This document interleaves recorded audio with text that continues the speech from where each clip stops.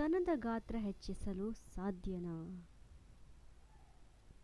ನೈಸರ್ಗಿಕವಾಗಿ ಉಳಿದ ಭಾಗ ಬಿಟ್ಟು ಸ್ತನದ ಗಾತ್ರ ಮಾತ್ರ ಹೆಚ್ಚಿಸಲು ಸಾಧ್ಯವಿಲ್ಲ. ದೇಹದ ತೂಕ ಹೆಚ್ಚಿಸಿಕೊಂಡಾಗಲೂ ಸ್ತನದ ಗಾತ್ರ ಹೆಚ್ಚುತ್ತದೆ. 100% ಕೇವಲ ಸ್ತನದ ಗಾತ್ರ ಹೆಚ್ಚಿಸಲು ಸಾಧ್ಯ ಇಲ್ಲ.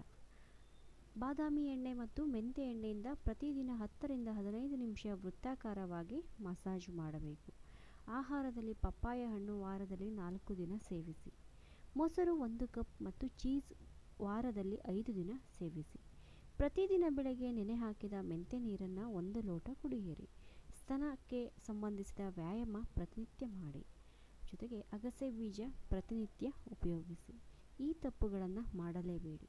ದುಬಾರಿ ಮಸಾಜ್ ಕ್ರೀಮ್ ಮತ್ತು ಔಷಧ ಬಳಸಲೇಬೇಡಿ, ಇದು ತಾತ್ಕಾಲಿಕವಾಗಿರುತ್ತದೆ. ಕಾಫಿ ಟೀ ಸೇವನೆ ಕಡಿಮೆ ಮಾಡಿ. ಸಕ್ಕರೆಯನ್ನು ಮಿತವಾಗಿ ಬಳಸಿ. ಕೇವಲ ಮನೆಮದ್ದು ಇದಕ್ಕೆ ಪರಿಣಾಮ ಬೀರೋದಿಲ್ಲ.